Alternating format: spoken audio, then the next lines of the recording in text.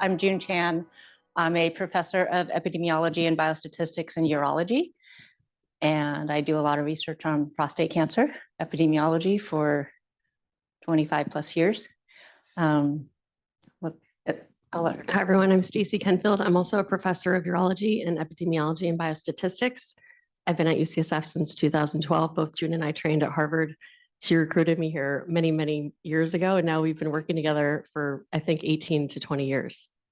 Okay, I will kick it off. We are going to actually start with some quick hits on some of the most important studies that have been done in the past year, just to orient everyone to this topic on diet and exercise, and also hopefully give you our main take-home messages that we hope you take away from the session today.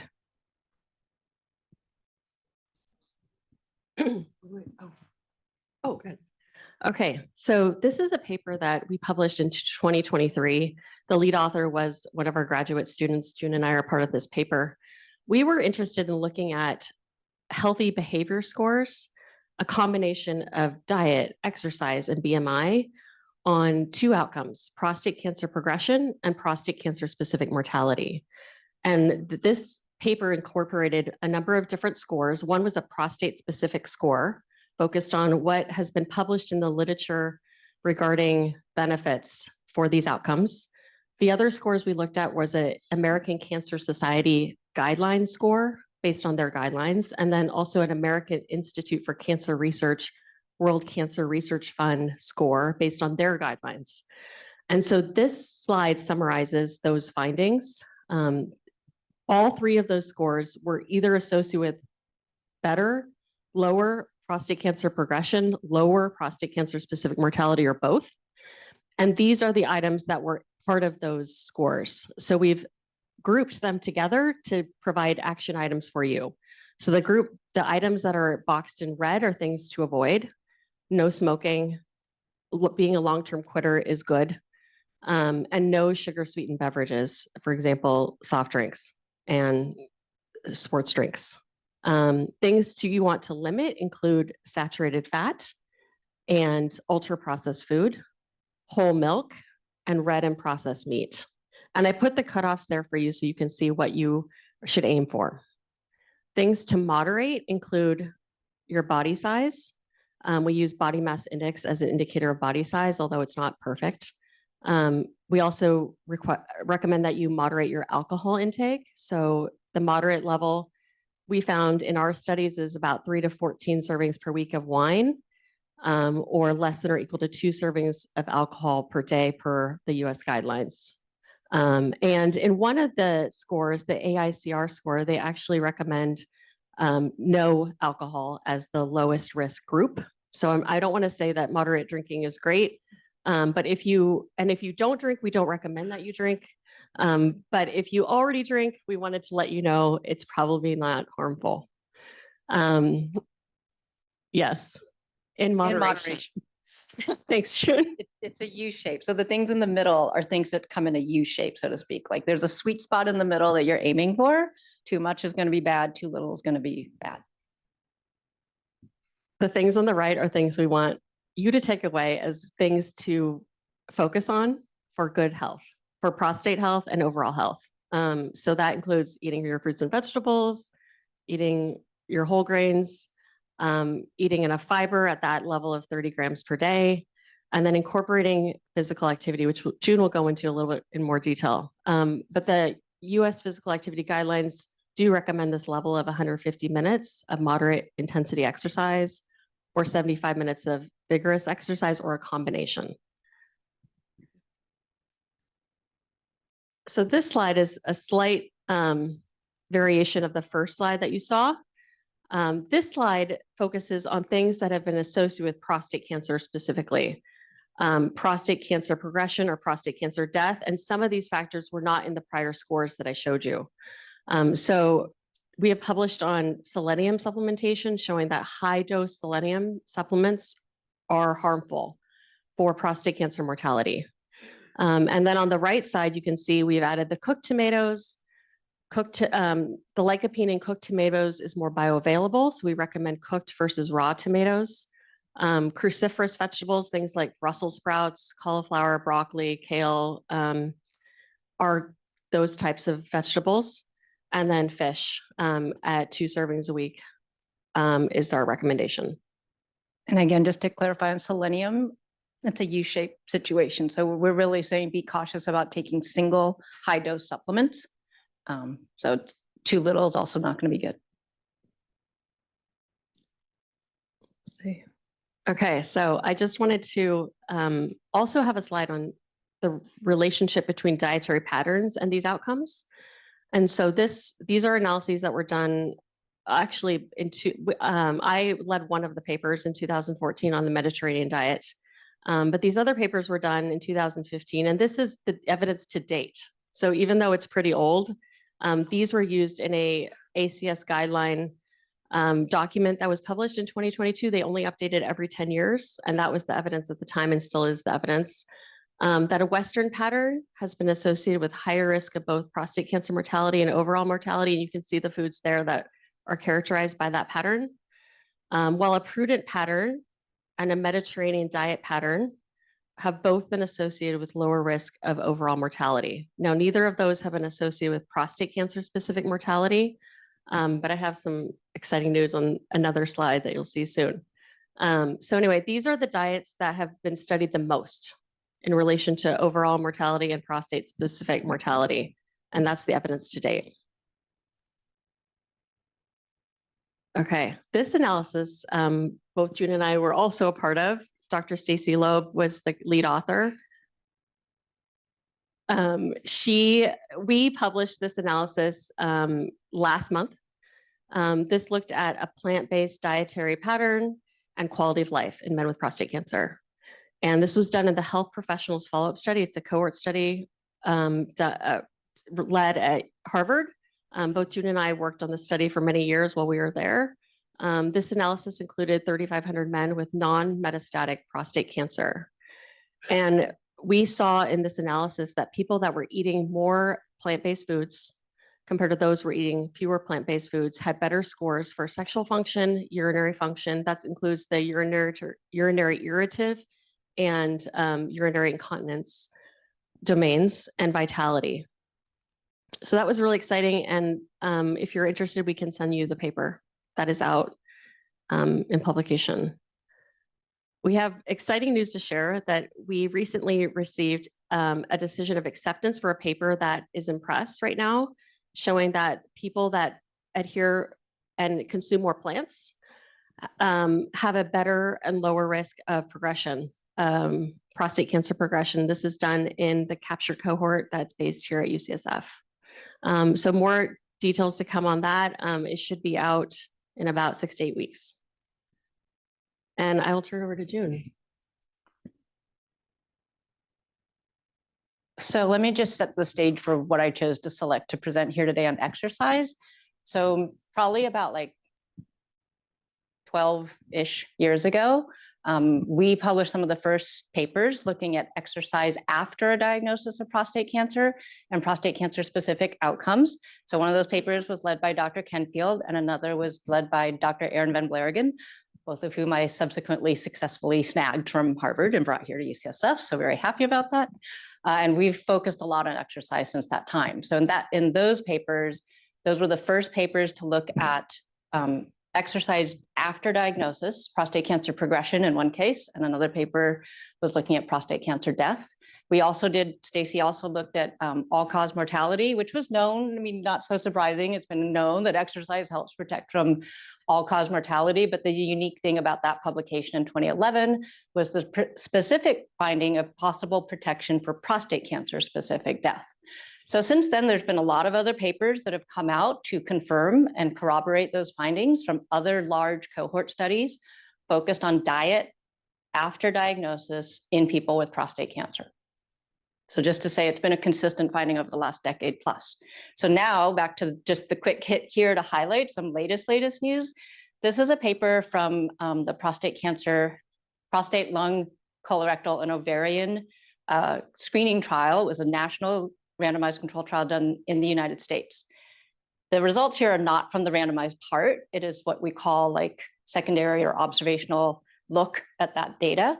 But they were looking in over 11,000 people who were diagnosed with cancer and looking at their physical activity patterns after diagnosis, and then what was the subsequent risk of death. And so as you can see up here, this was a pan-cancer analysis. So in more than a dozen types of cancer types are represented. Although, of note, there were 4,200 people with prostate cancer in that 11,000. So it was the biggest group, people with prostate cancer.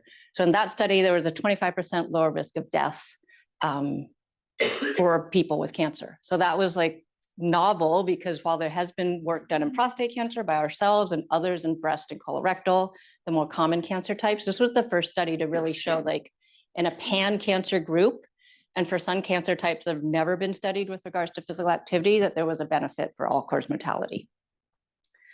And I put up here, they were looking at what we would say following the US guidelines, or following guidelines versus not following guidelines. Those were the comparison groups.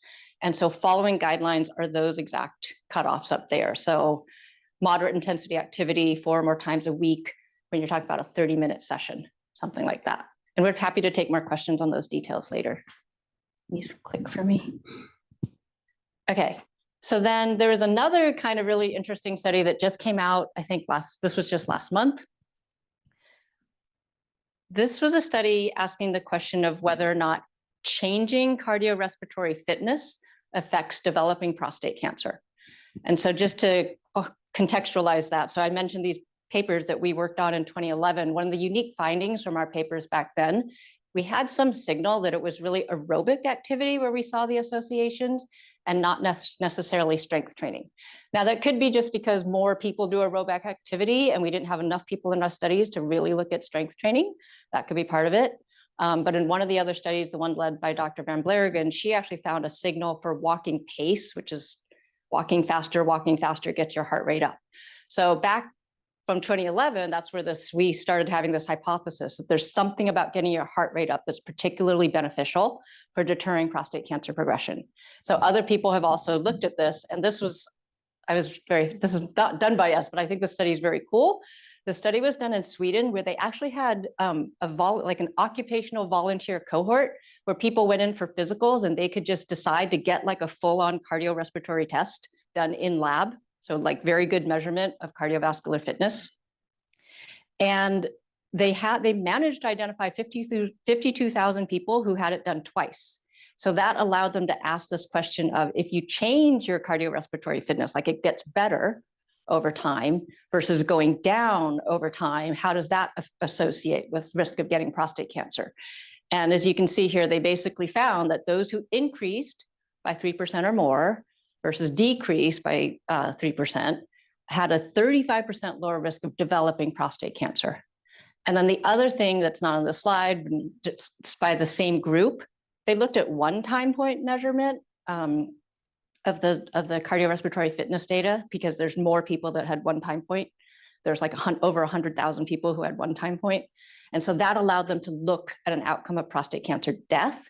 And so in that study, having higher versus lower heart lung fitness at a single time point measurement was associated with lower risk of prostate cancer death. So it does sort of corroborate other findings that we've been thinking about a lot. And so a natural question that you might be thinking about, well, what can I do to increase my cardiorespiratory fitness? So we did start a randomized controlled trial 10 years ago to ask that question. It takes a long time to do this kind of research. And then you have a pandemic thrown in there. You can't get people in lab to do this like high exploratory test that we wanted people to do, but we did it. And we published this, I think just last fall in November. So you can do there's a lot of things that can get your heart rate up, is basically the message I want people to take away. You can like stand in front of your television and walk briskly and move your arms up and down. And no, which I do. So I say that with like no shame. So go do that. Like if I can tell that I haven't had exercise, I just try to like stay out of eye line of my family members and stand in the back and do that. But anyways, we showed that something like a very accessible home-based walking program, men with early stage low risk prostate cancer were able to increase their fitness levels by 14% in 4 months. So that number may or may not mean anything to you, but to me that sounds like a lot. 14% sounds like a lot. We were aiming, just so you know, our goal with the fitness test was to increase cardiorespiratory fitness by 10%, because our exercise experts tell us that that would be meaningful. And so if any of you join this trial, just like, thank you so much for your participation. We're blinded to who joins, but good job, because that was good adherence and a really good result. I think that's it. So we just wanted to set the stage. Oh yeah, sorry. I noticed some people taking pictures, which is great and lovely, but also just so you know, we put these up on the urology website, and these are free downloadable PDFs. There's many resources on there. We've worked on these over time from our studies and just in general. So there's a QR code. Adina, do people get the slides? Do they get? No, okay. But you want to check out the books afterwards. I have a few copies up here. So maybe snapshot the QR code and then you can access the booklets. Dr. Kenfield, she's very thoughtful about these things. She purposely just got some like hot off the press new material loaded on the website just like yesterday in anticipation of this conference. So check it out. There's 5 new resources. Yeah, I just want to mention there's a food guide now. So all the foods that we talked about that are prostate healthy, there's a guide that you can download now to shop and prepare those foods. And there's also a healthy convenience item list now on our website on foods that are easy to prep and use. We also have now a guide on managing fatigue with diet and exercise that we released this weekend, yesterday. And then there's another one on managing insomnia, as well as smoking cessation. So and if you forget, just a tip, I think if you Google UCSF urology lifestyle, you'll probably find it. So it's on the website. Okay, and we'll open up for questions. We can always repeat the question, so go ahead. So could you give me a quick definition of cardiovascular fitness? Yeah, so in a technical term, the way we measure cardiovascular fitness, so the question is, what's cardiovascular fitness or cardiorespiratory fitness measured in lab? They're measuring how efficient your heart and lungs are moving blood through your body, and it's standardized. They take into consideration your body weight. In basic terms, though, it's how well your heart and lungs are working, right? Of doing that job of moving blood through your body and delivering oxygen to everywhere. In the back. Do you know of any trials and results for prostate health, fasting, coffee? So I'll just repeat the question and I'm going to ask Dr. Kenfield to answer it. So the question is about results for fasting or coffee and prostate cancer outcomes. Yeah, so I think it's still quite early to tell you what to do about intermittent fasting, whether you should use that method. I think the data have been established that intermittent fasting is good for weight maintenance. It's good for improving your blood pressure, for improving fasting glucose and fasting insulin levels. There are limited pilot studies on intermittent fasting and prostate cancer. There have been studies, short studies, like 3-month studies showing good adherence to intermittent fasting protocols. I think I would not want to recommend that as a pattern to follow at this point. And if you're interested in that, I would talk to your doctor before starting that. Coffee. There are no studies to date looking at coffee and survival, prostate cancer specific survival in men with prostate cancer. There were studies that I was part of that looked at coffee and incident lethal prostate cancer showing a benefit, but that was for people that were healthy and that was for development of incident fatal prostate cancer. How about back there with the red shirt? Yeah. 2 questions. Number 1, my understanding, you say to avoid red meat. Is there a problem with specifically with chicken? Because what I'm doing now is I'm basically alternating between fish and chicken, but sometimes I eat a lot of chicken. The other question is, I've heard some discussion of the value of a vegan diet. And can you comment on that? Do you want to? Well, so first on the chicken question, they're not specific. There's no bad. Are you asking if chicken's bad for you? Is it what? Is it red meat? Oh, chicken is not red meat. Sorry. Chicken is like beef, pork, and lamb. Sorry. Poultry without skin is probably what we would recommend because of the fat and skin. And also if you grill, so I was in the guides that Dr. Kenfield just posted, and one of the tips actually is like, if you can cook your meat with the skin on, it actually protects the meat from generating more of the heterocyclamines, or so the bad things that happen at high temperature to meat protein, the carcinogens that are generated at high heat, but then don't eat the skin. So, but you get a lot of flavor and juice from cooking with skin on. These are some of our recommendations on how to replace the processed meat in your diet. Oh yeah, there you go. With healthy alternatives. And this is part of the food guide that you can download on the website. And I might ask Stan, specific on vegan diet, I have to say in our sort of large population studies, we haven't had the ability really to study that. However, I would ask Stan to comment. I know my mind is working, okay. No, all I can say is that all the reading that I've done, studies about vegan diets, is if you supplement with omega-3 and B12, you're doing really, really well. Yeah, I mean, for general longevity, I understand there's probably studies that have Everything. identified, Yep. yeah, vegan diet, specifically for prostate cancer, saying it's not something we've been able to study. So June and Stacy, we have like 8 questions from Zoom. How about alternating or something with the audience? I feel like we should like write down questions and then figure out what we should answer and what's in the guides.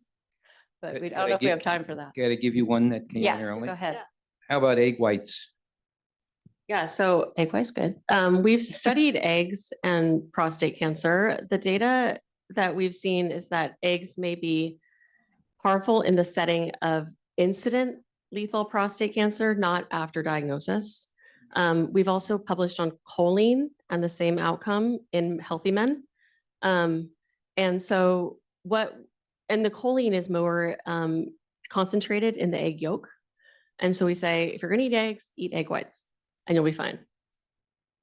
I feel like we should, so I'll ask you if you mind if we do this, just because I'm watching time and I want to make sure we only have like 5-ish minutes if we stay on the original schedule. I'm looking at Eric and Adina for confirmation on this, but you also could like shout out and I can triage questions and we'll take the ones that, like there are going to be some which I think are more easily picked up from the guides that we just referred to, and then some we can answer right here. Is that helpful to get us through? I teach also, so this is where I'm used to like triaging student questions. Are there like certain topics, like specific things people want to hear about with diet is what I'm guessing. So if you want to shout out real quick, just. Any study that show a difference between advanced prostate cancer and diet versus obesity? It's a good question. So just to caveat, most of our studies have been done in men who are diagnosed with localized disease. Do we have data from? No, we don't have great data if you're starting at the point of advanced disease. However, we're just talking about like what you have at diagnosis. The people who were in this study went on to develop advanced disease. So you could think about it as it's probably still recommended, but I don't have anything specific that would be different. Okay, topics, yeah. Vitamin D, what else? Can I just, if the people just have a topic. Is what? Okay, what else? Smoked salmon.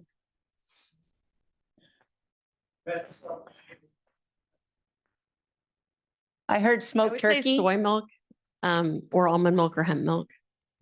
alternative milks. Oh, okay, uh-huh, Intensity of exercise, definition of. okay, Ketogenic diet. keto, okay.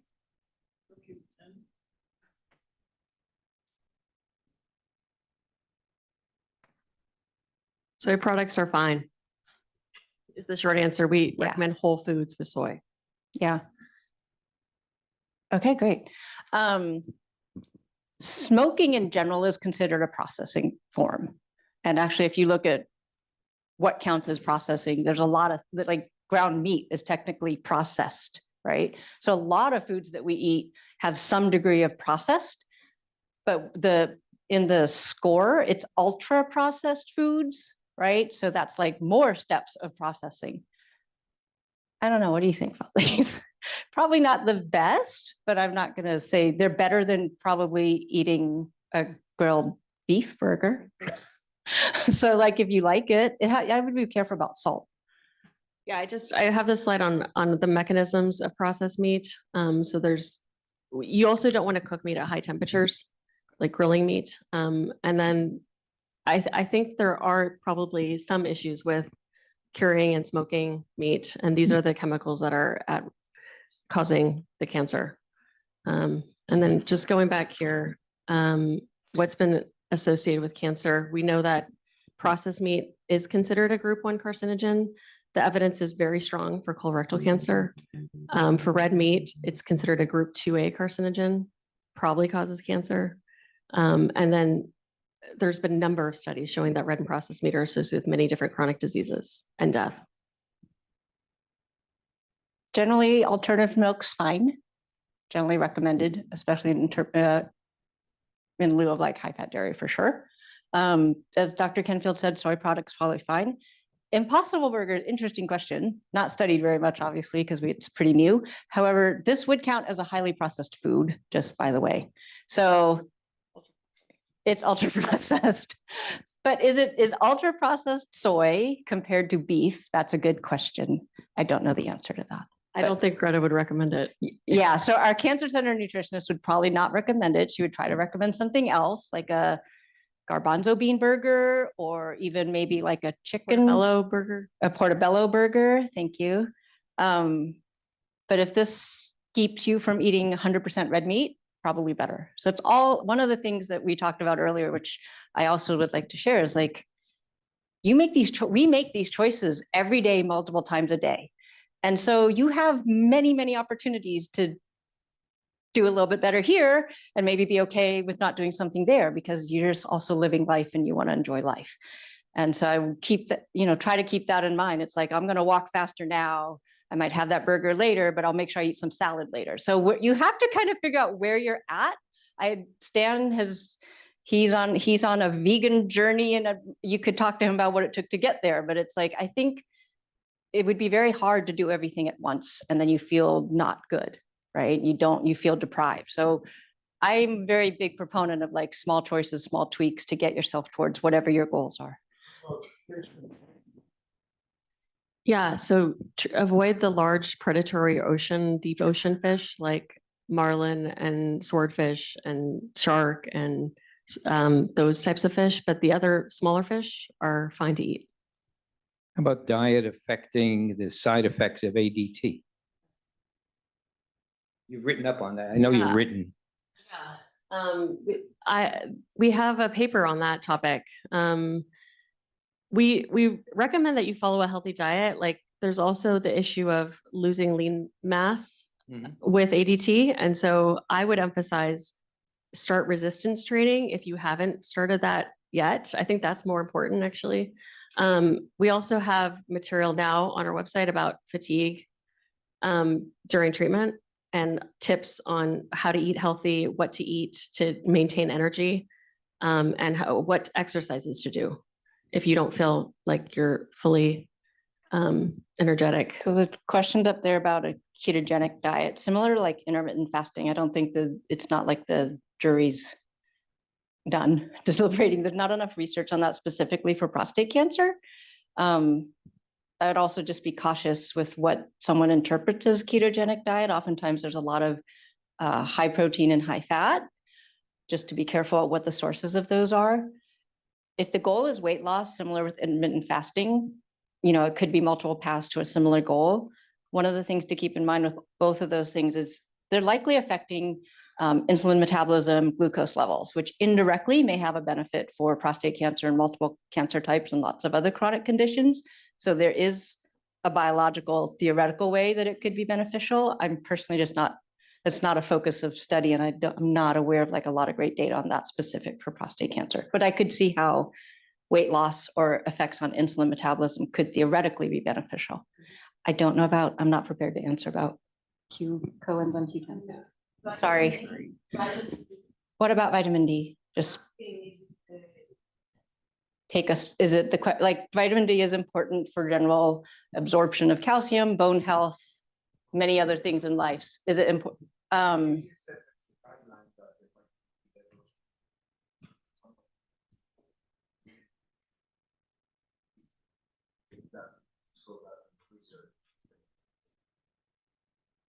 You know, We have not looked at single supplements vitamin D and those clinical prostate cancer outcomes. I would recommend though getting tested for your vitamin D level because most of us are low. I'm low. And we should all be trying to hit at least the minimum that we need. And so we recommend for that supplement specifically, that most of us probably need to be taking a supplement for but vitamin get D. tested first, But please get Yeah. tested first. because maybe you spend a lot of time outdoors. Subject to vitamin D and in the context of osteoporosis, and with ADT, et cetera. The study said that D3 and high levels of calcium, what are all that contributory to benefit from improving growth? Any validity to that? The question was about supplementing with vitamin D for osteoporosis and calcium together. I don't know. Sorry. I don't want to misspeak. I'm not up on that. What I am aware of, there was a trial, it's the VITAL trial on vitamin D supplementation. They've asked a bunch of questions with regards to heart health and cognitive function. I think there were some suggestive benefits in those areas, but I'm not remembering like the small details right now. And I don't remember any detail. from June, osteoporosis. if you can hear me, we have a session also in the advanced Oh, prostate cancer great. on bone health. So I think Good. Dr. Freelander will be able to talk about some of those. Yeah. Thank you, Terry. Okay, We're past time. We're like 4 minutes past the next speakers. So, oh, yeah. Oh, good question. So what defines intensity of exercise?